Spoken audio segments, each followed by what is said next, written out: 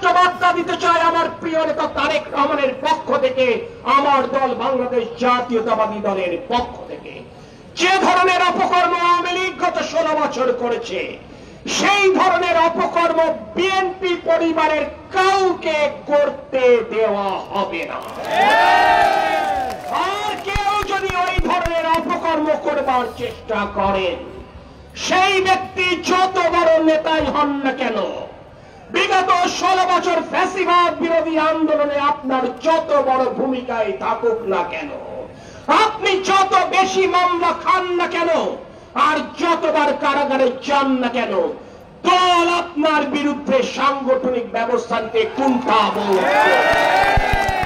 কারণ ব্যক্তির চাইতে দল বড়, দলের চাইতে দেশ বড়, এই মূল মন্ত্রে বিশ্বাস করে বিএনপি। আজ আপনি আমাদের আপনজন ছিলেন ফ্যাসিবাদ বিরোধী আন্দোলনে, কিন্তু আজ আপনি জনগণের প্রতিপক্ষ যখন হয়ে যাবেন, তখন আপনার জায়গা বিএনপিতে হবে না, এটি আপনি নিশ্চিত রাখতে পারেন।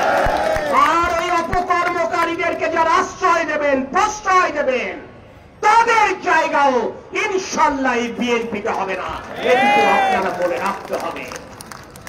যে দুঃশাসন উপহার দিয়েছিল আওয়ামী লীগ, আমরা বাংলাদেশের সুশাসন প্রতিষ্ঠা করতে চাই।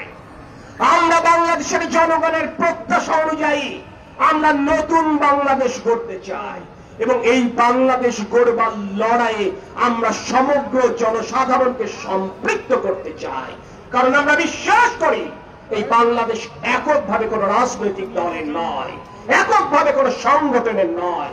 এই বাংলাদেশ গণতন্ত্রে বিশ্বাসী, স্বাধীনতা সার্বভৌমত্বে বিশ্বাসী সকল দেশপ্রেমিক জনতার। তাই সকলকে সাথে নিয়ে আমরা নতুন বাংলাদেশ করতে চাই।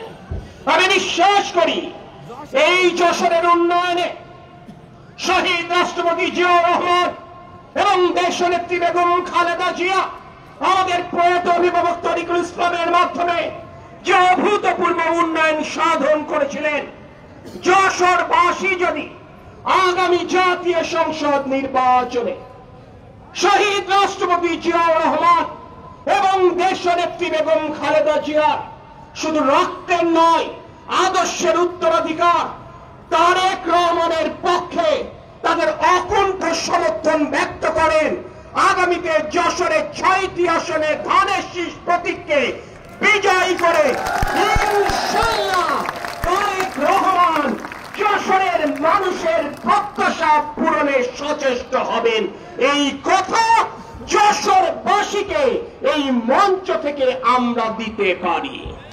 প্রিয় সাথী সহযোদ্ধা বৃন্দ, নতুন বাংলাদেশ গড়বার প্রত্যয়ে পরিশুদ্ধ কর্মী বাহিনী তৈরি করবার নিয়তে আমরা সকলে আমাদের ভুল ত্রুটি শুধরে আগামীর পথ চলবার চেষ্টা করব, সেই আশাবাদ ব্যক্ত করে আমি আমার বক্তব্য শেষ করছি। আল্লাহ হাফেজ।